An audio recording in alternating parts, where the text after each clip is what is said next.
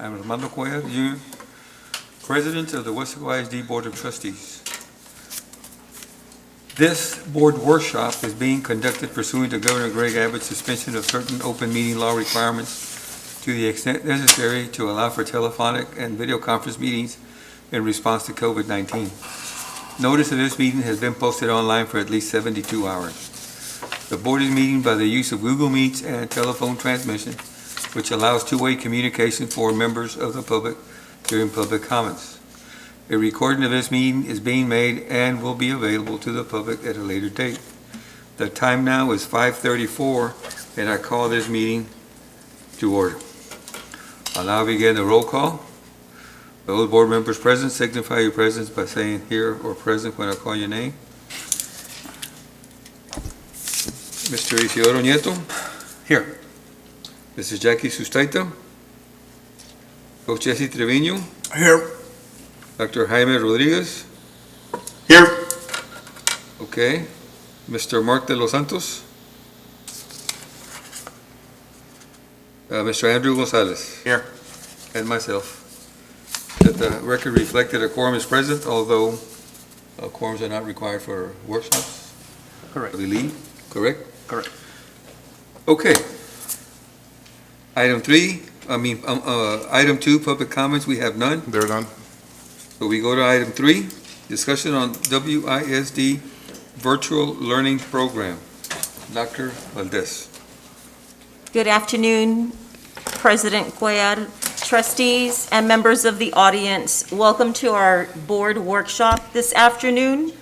Our workshop features details on Senate Bill 15 and the Weslaco ISD Virtual Learning Program. So this afternoon, the Weslaco ISD Virtual Learning Academy Committee is sharing for discussion Senate Bill 15 details and the WISD Virtual Learning Program rollout. Before I get started with the presentation, I just want to share the information we're going to share involves the creation, the design, and crafting of a very important virtual learning program for our students. And of course, we want high-quality teaching and learning for our students. And so we have carefully created a committee that comprises of different district and campus administrators. And we thought that it was so important to bring these stakeholders together to design in preliminary, right? This is all preliminary, the best possible design for a virtual learning program, because the future of our students' literacy, numeracy, problem solving, critical thinking, all of those skills necessary in order to be an effective and productive citizen are in our hands. And so we have to be extremely careful when we create these programs. And we'll be sharing some data also as far as performance from the virtual learning that occurred in the past. We go on to the next slide. I just want to introduce and share to the audience and to the trustees Senate Bill 15, and there are key provisions to Senate Bill 15. It is still not law yet. It did get to the House floor on Friday, and there are some amendments to it. The House did vote yesterday, and it was passed. It's still waiting for governor's approval. It allows school districts to operate a local remote learning program to offer virtual courses to eligible students. And it requires that the commissioner track the performance of students within the local remote learning program under a separate campus number for accountability purposes. That means that this academy, this virtual learning academy, is a separate campus. So we would have to start up a separate campus for these boys and girls. If you go to the next slide, Weslaco ISD's Virtual Learning Academy, the strategic planning and implementation. You see all those bullets there? Those are action items that are in the works. So it's an extensive amount of work that has to be done by the district and campus teams in order to launch and have a successful launch of the Virtual Learning Academy.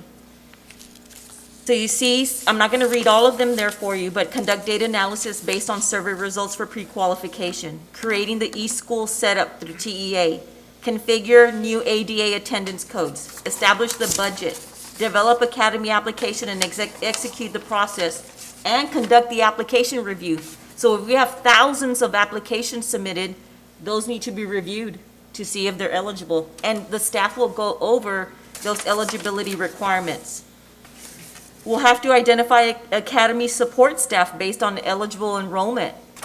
Are we going to have an administrator in charge? Do we need counseling support? What supports will this academy need in order to meet the needs of all the students enrolled?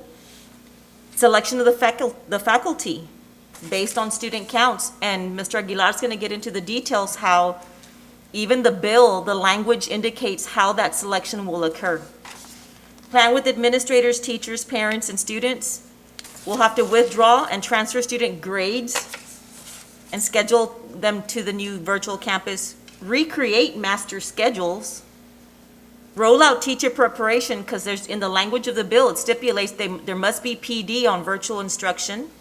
Plus, we think that it's important for Weslaco ISD boys and girls receiving either special education services, bilingual ESL services, GT services, if they're dual enrolled students or an AP student, all those need to be considered, right? And then design and plan and begin the outreach to parents and students, and we felt it compelled that we should host a parent-student orientation. And we have to assess for quality and outcomes, plan for tech support, and create teacher PLC and mentoring. And then we need to create a teacher agreement, because you'll see in the language of the bill that it has to stipulate either in the teacher's contract or there has to be in writing a teacher agreement to teach virtually. And of course, there may be other actions that we may have to take that are not noted here. So, given the amount of tests, the work that has to be done, that's Senate Bill 15 along with additional items that we as a district need, right? We foresee that those are actions we're going to need. So given that, I'm going to let Mr. Abel Aguilar and the team proceed with the presentation. Thank you, Dr. Valdez. Board President Cuellar, members of the board. Before we begin, I do want to recognize, and you have it before you, the Weslaco ISD Virtual Learning Academy Committee. This was a vetting process, and we wanted to make sure that we had a diverse group of staff members participating in this, so we could see it through their lens and how it would affect their departments or campuses. So you see the individuals there. We do have them online. Some of them are here, so if there's any questions, we'll be able to reach out and answer your questions moving forward. So again, thank you, committee members, for your participation and your support. We also want to make sure that we share information that we have as data. I'm going to give you some data points. I'm not going to dig too deep into it, but give you the overall gist so you can see where we're at. What you have here is that was released from TEA. This was on June 28th, 2021. And of course, coming from the agency, we know, just give you a little synopsis there, the learning disruptions caused by the pandemic has the number of students not meeting grade level increased from 2019 across all subject areas and grade levels, with the exception of a couple of courses. So again, if we're looking at meeting grade level, I want to go back to the performance and knock off a little bit of the rust. If we're looking at performance levels, we're looking at approaches. They're working below grade level, but they're meeting state criteria. Meets, they're working on grade level, and masters are working above grade level. So they're referencing to the meets here, working on grade level. But I wanted to reference what's highlighted there. Districts with a higher percentage of students learning virtually experienced a greater degree of declines academically. Okay, so moving forward with that, again, you have some data here. Math was going to be particularly the content area, subject area that was going to be hit the hardest based on the research. Now, I want to make clear on this for 2021, rough estimate, we have 25% of students who tested. That means it physically came in and tested in our schools. So this is a data that reflects that. from this past year. Some campuses may have had more than 25%, some a little less, but overall, rough estimate right now is 25%. So again, you have the reading. I'm not going to go into these because I want to focus a little bit more, but you have that for your information there before you. I want to focus on these right here. When you're looking at the STAR EOC data, and we're looking at meets for the performance, which means students are working on grade level. And if you're looking at the grade levels that you see before you, in 19, that was the pre-pandemic data that we had from 18 and 19. So again, if we're looking at the performance levels for approaches, meets, and masters, our percentages, we always want to say 90, 60, 30. So a good measuring mark for us is always 60% at the meets level, and that's what we're looking at here. So if we look at data in 2019, you see several of those grade levels that were approaching that 60%, which was excellent, and you had a couple of them, one or two there, well, one in particular that did hit 69%, and you'll see in some of the other grade levels. But of the 25 that tested this past year, you see the decline as far as those that were testing that were working virtually. So you see the drop on the performance on STAR assessment. So what I want to reference to is we are going to be held accountable at the end of the school year on accountability. Okay, as of now, they're still moving forward with accountability, and we are going to be measured, as well as the other districts. What you have there in front of you have the reading. Again, I want to reference that this is only 25% of the students overall. So you see the difference from 18 and 19. 18 and 19, of course, is all our students that tested. So you look at 2021, that's 25%. But again, you see that decline with the exception of what they pointed out in English 2 EOC. That one did have an increase. What you see there, you have some more data. And of course, you see 19, 21. Now, so again, just wanted to share some data points because this is very important moving forward. Moving into the next slide. As of this afternoon at 3:30 p.m., I pulled the data. This is a live, but of course, this was a snippet that I have. We have 52% of our families have responded, if you look at the third column, which equates to 7,644 responses out of the 14,815 that are currently registered in our district. So if we're looking on there, 40% are opting for in-school, and 60% are opting for online learning. So again, this parent choice survey ends tomorrow, and it closes at 5 p.m. We also send out an email to the principals to make sure they have a hard copy available for parents who do not have access online or may have difficulty completing the survey. They'll have a hard copy, and we'll go ahead and put that as part of the equation. And of course, messages have been going out. Social media has it available, and we've been sending out those calls. Okay, in front of you, I wanted to reference this information. You do have a hard copy in front of you, and this is from Mo Casey.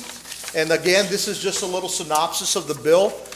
Again, that was on the 27th, on Friday. I do want to point a couple of those subsets. You have your key provisions, and of course, Dr. Valdez mentioned a few of those key points already. But we're looking at the overview. And again, it's still in the process. It hasn't reached the governor's desk yet for signature, so we're still waiting to see moving forward. But again, just a key points, this bill moving forward will allow districts to receive virtual funding for the 21-22 school year. For right now, up to, and you're going to see when it's going to expire. And again, if we were to start virtual learning, we can go retro. Okay, right now TEA does not have information available because they're waiting for the governor to sign. So right now we're just going based on information based on the bill. We did have staff look into that call, and right now they're not moving forward until they receive guidance, the bill signed from the governor. Okay, so what you have on here, what we want to focus on is we have that overview. The next subset is a district eligibility, which we do qualify. The next one that's highlighted in yellow on the bottom, on the screen, you have the student eligibility. Just a couple of key points with the eligibility. The districts will receive funding if this bill passes, be limited to 10% of the district's total enrollment. So if we budgeted 15,200, that's going to be 1,520 students that we would be receiving funding for, okay? So moving into the next one, continuing with eligibility, an amendment adopted during the floor debate would not allow attendance. This would limit students from participating, and you have those 3 bullets up there. 1, if the student failed any STAR or EOC tests in the preceding year, the student did not earn a C or higher. So what we shifted over on our criteria moving forward, and you'll see that in a bit, we changed that to 70 because we go with numeric values. And again, we're going to base that on our EIE local policy that we have in place, but it equates to the same language there. The student had unexcused absences exceeding 10% of the instructional days, which would be 177, or 10 or more unexcused absences in a 6-month period. And that's data we can easily extract.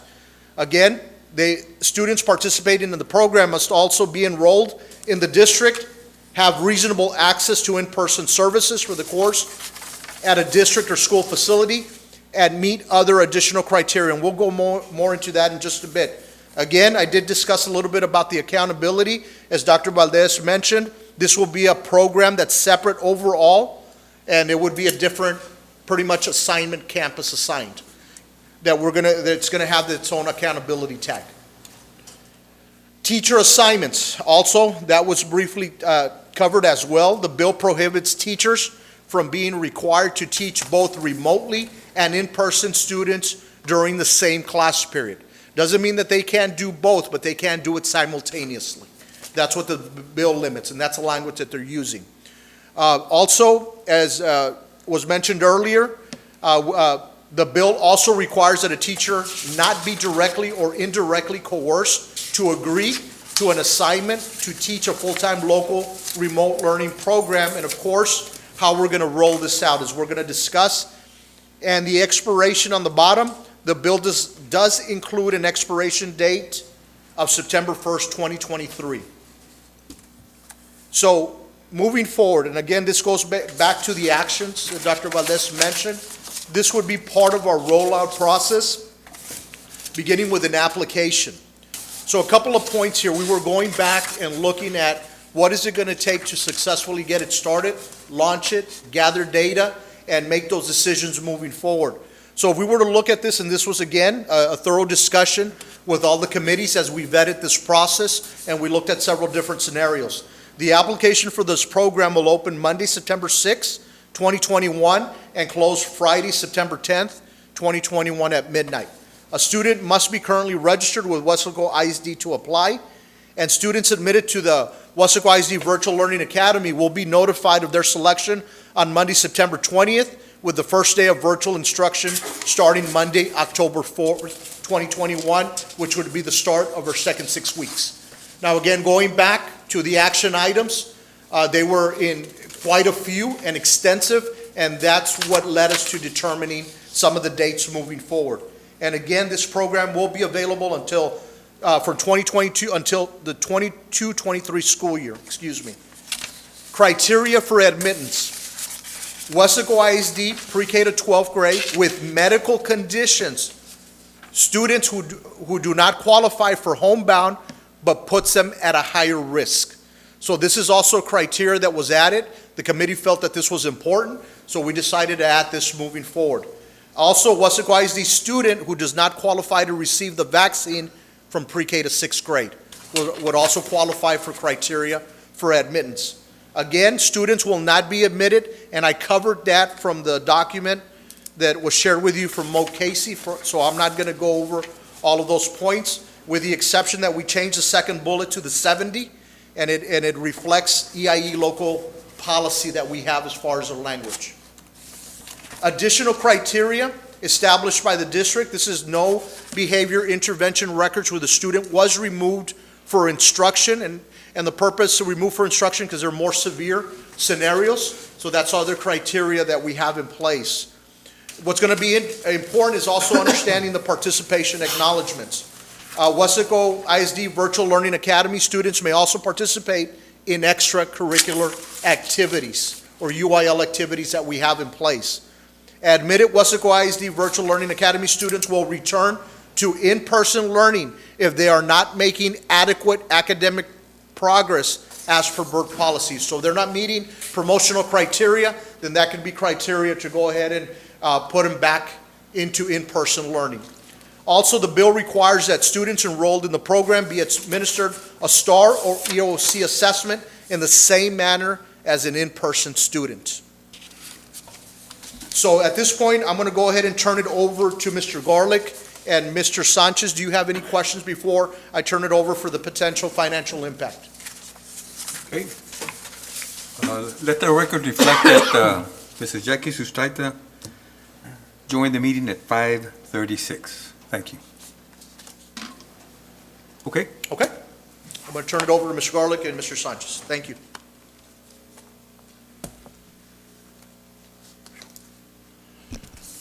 Good evening. I'm here to provide just some general information on financial impact, and this is basically looking at if we try to push the program beyond the 10% mandated by the state law. Right now, we have an estimated pre-K through 6 population, and this is what was in the budget originally of 8,207. Based on the survey results, if we were to go with everybody who wants to be in the program, which means the state would fund the first 10%, we would have to find money for the next 50%. For pre-K through 6, that means we've got to come up with $172,000 a day to replace the ADA and its impact on salaries, et cetera. If we look at the entire pre-K through 12 population, budget's based on a population of 15,200.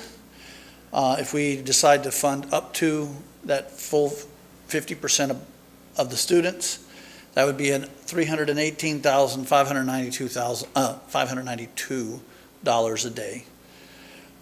That's based on an estimated ADA cost for this year per student, $41.92. That's what we get reimbursed per student from the state. Another assumption that the state's going to keep the 10% of limitation on the virtual school. As Dr. Valdez mentioned, it's through the House. It could still change with the Senate, but right now that's where we stand. So those are just some figures just to take into consideration. Next slide. Oh, got it. If we decide to pull money from ESSER, these are the things that we've already pretty much said we're going to do, or we've actually started spending money towards. Okay, we have indirect costs. The ADA hold harmless. That's for the money we received for last year, $4.5 million.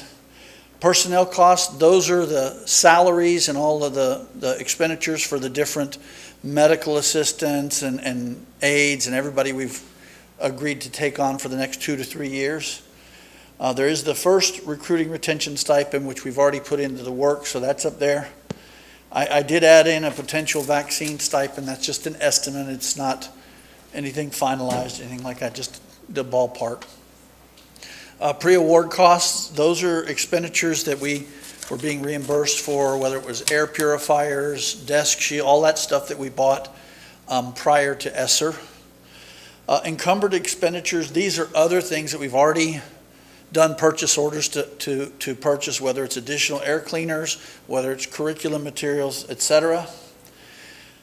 Under ESSER 3, not ESSER 2, you've got the 20% that you have to spend on learning loss. So counting staffing and everything else, we still need about $8 million that we have to spend directly on the learning loss. So right now between ESSER 2 and 3, we're looking at about $35.5 million that we've kind of already allocated for something. What am I saying? Next slide here. Okay. Going back to those figures, how much it would cost. Now, this is based on if we start at the second 6 weeks, based on the timeline that Mr. Aguilar laid out. I'll go through it pre-K through 6 only. For the second 6 weeks, it'd be almost $4 million we'd have to come up with. Third 6 weeks, $4.3 million for pre-K through 6. If we have it the entire semester, we're doing it almost $8.25 million. And if we do pre-K through 6 for an entire year, we've got to come up with an extra $24 million. Going back, looking at if we try to run this across the entire district, For the second 6 weeks, we're looking at about a third of it, 7.3 million. The third 6 weeks adds another almost 8 million for a total for first semester of 25.3 million, give or take. If we try to run the entire district for the whole year, it's going to cost us almost 45 million that we have to come up with. So that's just a ballpark, what the impact is we make these decisions. As far as ESSER 2 goes, if we go into ESSER 2 right now, we can get rid of all of the HVAC and construction, which is HVAC, that's the only construction left. Get rid of the learning loss recommendations under ESSER 2. Get rid of the safety and SEL recommendations under ESSER 2. And get rid of the recruiting retention stipend under ESSER 2. That'll give us about 19.5 to 20 million. That's ESSER 2. And then the rest of it would have to come out of ESSER 3. We'd have to go in and figure out where to chop there if we decided to go whole hog for the whole year. The program under the state does have another year on it. ESSER will will not have much to do. It'll be pretty much expended, but mostly by the end of the year. So that's just some guidance there. I can't read the tea leaves. I don't know if the state's going to add to it, and so we can't say yay or nay. Mr. Garlick, what is the total for ESSER 2 and ESSER 3 together? How much do we have there? We have total just over 91 million 91. between those two. with everything combined. And what it is ESSER 2 doesn't have the learning loss requirement for the 20% on it like ESSER 3 does. We've really not done much with the ESSER 2 funds except for some of the personnel costs. So that's probably the easiest one to dip into first. I have notified the directors and different departments that basically ESSER, everything else is on hold until we figure out if we're going to need to move money to do something. So right now we're just waiting to get guidance and see what we're going to do. And then again, depending on state reimbursement, those numbers could go down depending on the progress of the pandemic. If there's less kids in it, it's a guess. Dr. Valdez, question.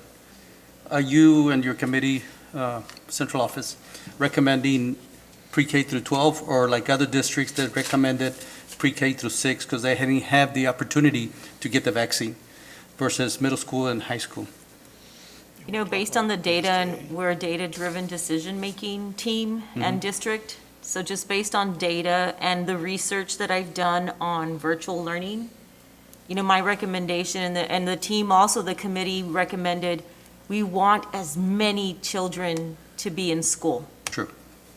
And you see the figures, right? You see what research tells us, and you saw our own data. So we want as many children to come to school in person. Really, we were waiting on the results of the survey, but if we choose to go pre-K to 6, that would, I think, be the committee's. Some of the committee members are here. We didn't discuss which recommendation we would go, but if we could, it always, it's usually for a rollout like this, it's like a 3-year strategic plan, right? To roll out a program like this. But given the time constraints, right? Given the bill that it's moving forward and it's steadily, progressing as far as, and then the outlook looks quite promising, right? As far as moving forward and becoming state law. We're ready, right? We're ready. We know the work that we have to do. So we discussed as far as pre-K to 6th grade, but really, I think we should start with that cohort of pre-K to 6th grade. I think the team would agree with me as far as starting with that cohort. And then should there be some cases at the secondary level from Then- 7th on up, there might be some special medical, but a lot of neighboring districts are just going with 10% of their enrollment. Right. They're not going beyond. And even if they had, like, for example, PSJA had thousands of applications submitted, the majority are not eligible Right. That's what our colleagues are saying. And so we foresee that could happen as well here. Thank you, Dr. Valdez, for providing that clarification. We also wanted to add that 10% has to include pre-K-12 in order to qualify for the ADA funding. So that would also include students up to 12th grade. Okay. If we go the pre-K. But it had the "or" on there. Yeah, on there, or, The you know, so. language, you can do, as long as you have one assessment grade in there. So if you do pre-K to 6, you do have 3rd, 4th, 5th, 6th that are assessed, right? And it does, the language in the bill says, or a comprehensive high school program. So we'll have to verify that information, but, I mean, we'll have to get back with you on, because it's still, the bill text is still being ironed out, right? And so, And it's like you said, data shows that those that were virtual last year didn't progress as well as they should have. You know, and of course, yes, we do want students back in, well, that's my opinion. But right. we do want, like you mentioned, we want students back in school because that's where they learn the best. And we could submit a waiver to the Commissioner of Education, should we be in an emergency health crisis, dependent on the hospitalization counts in the county. So we could, we closely monitor those numbers, and so we could suppress the 10%, submitting that waiver. But it's all pending the passage of the bill, right? Right. And, but no, regardless of Senate Bill 15, we were already working on the work. We're doing the work, right? We wanted to afford our parents that option. So, but if we want to start with that cohort of pre-K to 6th grade, we could. I know that a lot of the kids, I don't know if there's any data on this, but a lot of the kids who didn't do good face-to-face actually thrived online. I heard a lot of people and teachers tell me, hey, this kid was struggling, but online, they did great. Do we have any data about kids who actually, on the contrary, didn't decline, but kids who did great online instead of in person? We would have to look at those on a case-by-case basis to break it down, to get more specific on the data. What we provided here was just a general overview on what we had with the 25% of the students that tested, but we can definitely look at that data that we have on there now. When they were online, these were the ones that actually, 25% roughly, were the ones that actually came in person to assess, because that was the only option available. Right. They could not assess virtually for state assessments.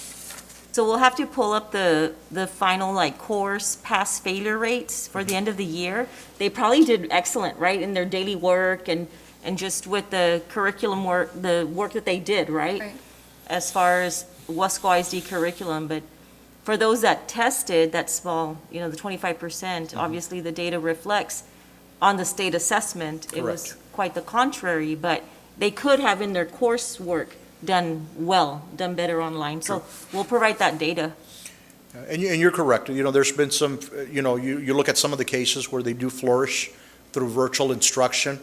Right now, we can only base it on what we have on those that tested, because it was still a choice, you know, for parents to, you know, whether they wanted them to come in or test or not. You know, so that's the data that we have. Looking at the last page on the potential financial impact, that 50%, since the SBA 15, or the bill would be giving back 10%, isn't it really 40%? Well, no, that's actually 60%. We're deducting the So we're- 10%. We would have to come up with money for the other 50, because most of the survey is about 60% saying virtual. 60%. So 60% of the 60 students. virtual, 10% we're going to get from the state. We're going to have to come up with the other 50 if we go that route. Oh, that's kind Right. of So confusing. the bottom Okay, so right, it's the last column, 60%. the 60%, that's where That's Mr. what I was Garland used Right. that percentage there. Because so far, 60% of our parents that have responded to the survey Right. are requesting online learning. And a lot of the ones, I mean, the big numbers that I see on the survey of people who want online are the Secondary. secondary, The secondary. high school and middle school. Right. I was surprised. They're I the know, ones that. that are surprises allowed- me. Yeah, that's really surprising. Wow.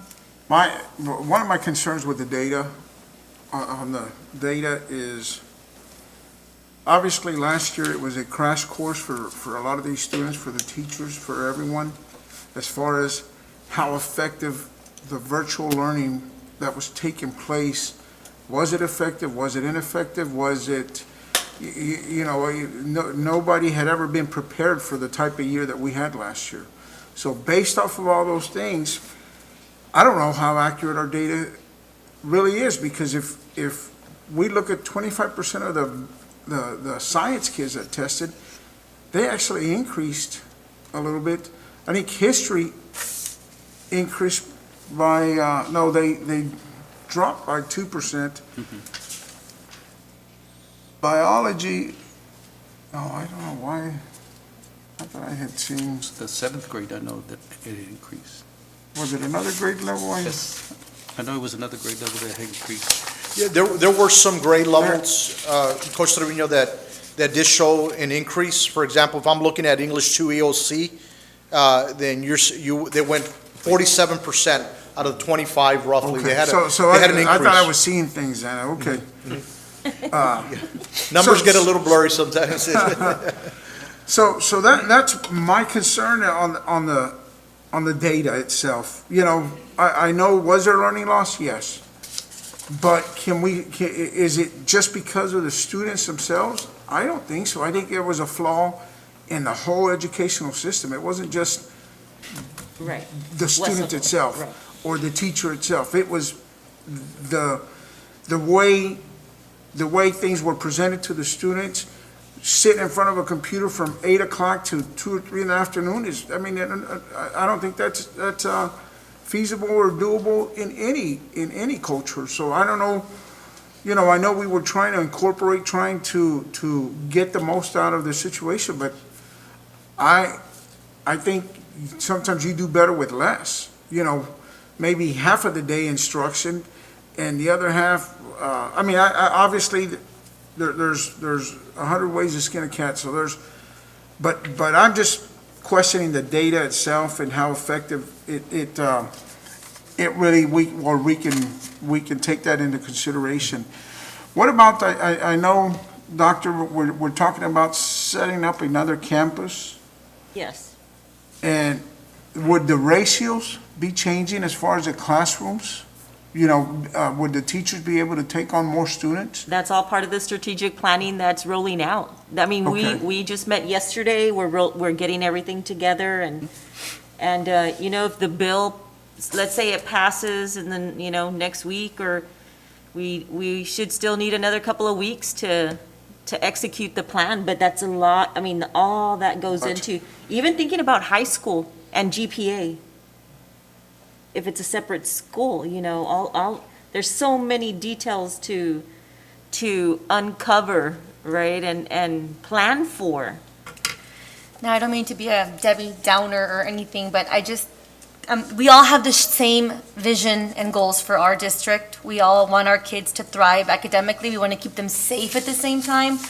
I'm speaking as a parent right now of kids who are in the district. I'm coming back from a day of waiting 2 hours at the doctor, 3-hour wait line. Everybody's sick, everybody's getting tested. We've had a couple of deaths. It's a scary thing what we're going through. It's extremely scary. Everybody's scared for the safety and the life of their loved ones. And I was looking through all the data, but in the back of my head, I'm just thinking, but how many kids are sick and how many cases do we have? We want to have them succeed academically, but we also want to keep them safe. And that's the plan that we all have. And how are we going to get there? Well, we're trying to figure that out. And I think you guys are doing a great job and a lot of planning for sure. But the ultimate goal right now, I think, is the safety of everybody. And Right, and that's first and foremost, right, as far as our priorities. So we're going to, once the application process closes, once we open the application process and it closes, then we're gonna keep you up to date on how many apps came in, how many, just a daily, update on how many are qualifying and so forth, to give you an idea of the number, right, that we may be serving. So that's still up in the air as far as that's still, not concrete, obviously. And then that's going to determine staff, and then the teacher ratio to student ratio to the oversight of the academy and who's gonna lead that. I mean, there's so much that, it's opening a new campus. I guess with all that being said, 1,500 students would be the 10%. To me, why wait for this bill? Why not just move forward? You presented the numbers on what the cost would be. ESSER funds are given to the district with all, and if they're gonna limit, we have a district size of 15,000 students plus, right now it's 15,200. Why wait if we're gonna only be compensated for 1,500 kids? Coach, we're not waiting, the work's That's what- moving. Yes. We're moving forward. I understand that, but I know this past, and obviously there's new parameters now to look at and so forth. But I know last year, it was a crash course. Hey, this is, and obviously we just talked about the effectiveness, ineffectiveness, whatever. For me is education. For me, I could care less if my daughter repeated another year. To me, it wouldn't kill me at all. And believe me, academics has gotten me where I'm at, but academics is not as important right now as keeping them safe. Last year we didn't have the amount of deaths as we have right now. And I think it's only going to get worse. It's not going to get better. So I think we have the responsibility of implementing or getting this, and I know all this planning is taking place here, but I know, what's our enrollment right now, 14,000? We're a little over 14,000 right now on our So we enrollment. have about 1,200 students out there Yes. that unaccounted for that are either enrolled at IDEA or the other school down the road, or are sitting at home because they refuse to enroll into a school district right now with the situation that we're in. Yes, So sir. that's my concern right now tonight. Correct. So just to be accurate on what we currently have enrolled, it's 14,815. That would be the second column, total number of students that we have registered and enrolled in our schools. Yes, I saw those. So 50%, if we would go pre-K through 12, would be about 7,000 kids in a virtual academy. Yes. And that would be, I'm thinking of a campus. It would have several principals, or how would this even, that's you guys that Right, you're going that's to take care all of, right? we But have to- it's virtual, you guys are, okay. Correct. I'm trying to, in my head, see how this would work, but okay. Yeah. You guys take care of that. It's an online school, and so we'd have Okay. to look at it that way and then see how we're gonna staff it. But I think the pre-screening of the application process and see who's interested, and let's see those numbers. And something the parents need to be, I'm Go sorry. ahead, Ms. Jackie, go ahead. I was just going to add, just to finish, the parents need to be really aware of that if their kids would qualify, you have to be on top of their grades, you have to be on top of it, they're going to be attending class, it's very, very strict Right. policy to be We would even have a able to virtual parent orientation. Okay. Sure. Mr. So Garlick? basically, all I was going to refer to was, I have a niece that is very young, and my brother was asking me these questions yesterday. Brother, I submitted for the virtual, but I, just based on what we got last week, that más o menos what may come out, he wasn't aware of the The criteria. criteria. That's all coming down from the state now. Okay, so just so that we can get it online, for those of our parents that submitted that they would want to participate virtually, Yes. make sure that they see it, and at the end of the day, I think Ms. Jackie said it well. We're more concerned about the safety of our staff and our students, so let's just Right. continue. You guys are doing an amazing job, really. All of you that are in here and those that are online, thank you for your time, because it is important, and it's important to all of us. So again, thanks, Doc, So, and Very thanks good for getting points. this Thank you, Mr. information up. Gonzalez. Yeah, very good points. Thank you for sharing your thoughts. And make no mistake about it, our first is always going to be student safety. That's what we're about, and that's, we're going to take care of student and staff. We want to make sure that we're doing the right thing, but we want to make sure that we do our due diligence and inform the board with data and research that's out there, to keep the board informed of what we have and what we're comparing, and we'll get some more data as we're moving along, but make no mistake about it, we always take the safety of everyone into account, and that's what's most important moving forward.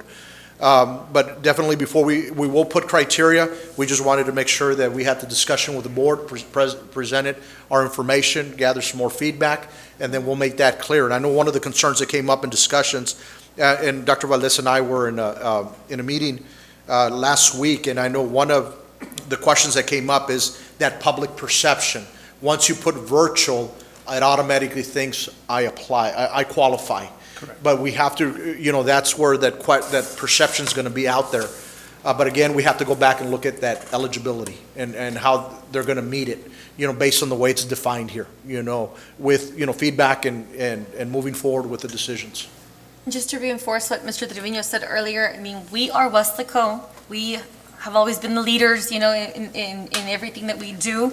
And we're trying, if we want to wait for, let's see who else does it, hey, Yeah, let's we just do don't. what we need to do. Yeah. Let's worry about us and our kids, and other districts do what they want, but we're Weslico and we're going to move along and we're going to take care of ours.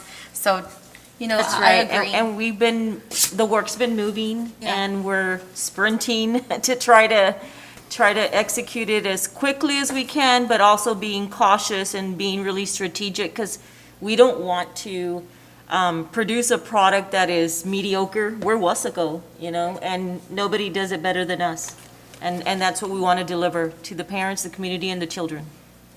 And we want to take care of our teachers, right? Make Right. sure that they're taken care of, and all the support staff that's going to have to provide, whether it's district or campus support, right? To have everything in place. So we're sprinting, we're to that finish line of launching it and not waiting for Senate Bill 15. Any other questions regarding the proposed plan? Thank you. No, thank you very much for all the information. Thank Thank you you, for all your of feedback. Comments and feedback. Appreciate your hard work. Thank you. Thank you, Chris.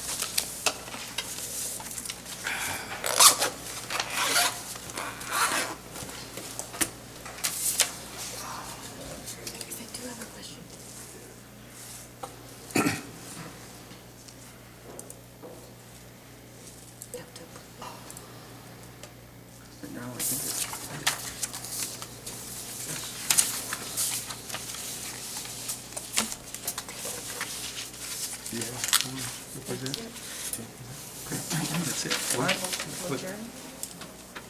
I wanted to bring some of these things up, but I don't know if this is a place. Just tell me. Okay, Jeff? Okay. Jackie, do you have a question? What? Do you have a question about that? When, Oh, what I just told you? Yes, I was just speaking to Mr. Trevino. I was wondering, we talked about it today. Will we have an upcoming, or when will we have an upcoming meeting or another special meeting to say, okay, yes, this is what we're doing. We're going to go 50%, we're going to go 10%. Will that be coming up soon?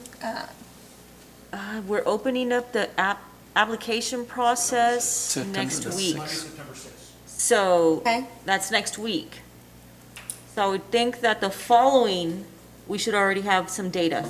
Based on For the you. applications and, So we okay. can have another workshop or Right. special Okay, meeting. because I know I'll be getting the question, when are we going to know, or when are we, it's there, after September? 6. Yes. Turn in the application, then Turn we'll in the know it's application starting 10%, September 6th. 50%, 20%, okay. If the information that's gathered will justify taking some kind of action, then a workshop would be in order, followed by a special board meeting for us to act on what we want to do with it, right? Correct. Okay. Yes. so we could meet, I guess, on either. And remember, we also have that 13th or waiver. 17th. If the bill passes, we can submit a waiver Okay. Right. based on those numbers that we have. Anyways.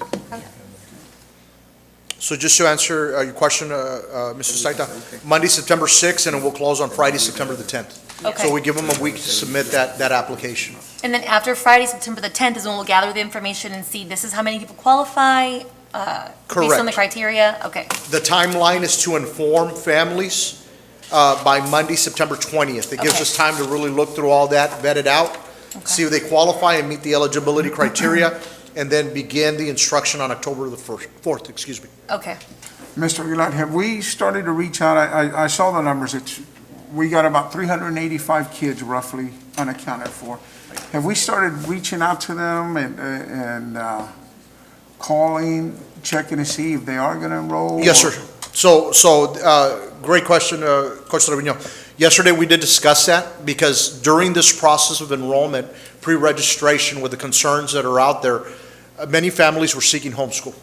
Okay, so this will give them the opportunity when campuses clean their roster to seek back. We were going to open it back up. As a matter of fact, we had the discussion yesterday to seek those families to try to give them this opportunity to apply if they're interested in that application process. And then we'll go through the vetting process to see which students qualify and are eligible. But this opens up the parameters to give them with that additional criteria for admittance will allow us to say, you have this opportunity, and so long that you qualify and you follow through with the recommendations set in the plan, then we can move forward and get started with that as soon as possible. But we just want to make sure we have the time, as Dr. Valdez mentioned, with the action items. It is quite a tedious task. We don't want to rush it, and then we're just going to be all over the place. So we want to give it its due diligence to make sure that we look at each application carefully and make sure that we process it accordingly. Yeah, thank you, sir. Thank you. Any other questions? Good points. Thank you. Now, because you just mentioned homeschool, I just remembered, I had a parent ask me a question this week. They posted this question to me, and it says, for kids that are homeschooled, and I guess there's a new UIL rule or mandate or something where they can take part in extracurricular activities. Can they or can they not, if they're being homeschooled, take part in those extracurricular activities? Dr. Garcia is working on that right now with the House bill, so he's going to share some information on that. Okay, thank you. Good evening, Mr. President, Dr. Valdez, members of the board. I was aware that there were some parents who were requesting that information, so I had kind of already seen some information out there, but I looked at the House bill, and it's House Bill, I want to say 457. There's so many House bills and Senate bills. But the answer is it's up to the district. It's to the discretion of the district. If the district decides to allow them. Now, we did survey the football coaches, the principals at the high schools, and they all agreed that they do not want to include students who are not enrolled in the district. So it's again up to the district. It's not by UIL rules. UIL says, leaves it up to us. Okay. And by the way, I already included an update on that for your review. Okay. In this week's board update, and it stipulates everything on the House bill, and then at the very end, a statement about the feelings from the administration. Okay. Thank you. Any more discussion? None? Well, again, thank everybody for your diligence and for the information you've given us. And that takes us to item 4, adjournment. So moved. The time now is 6:27, and this workshop is adjourned.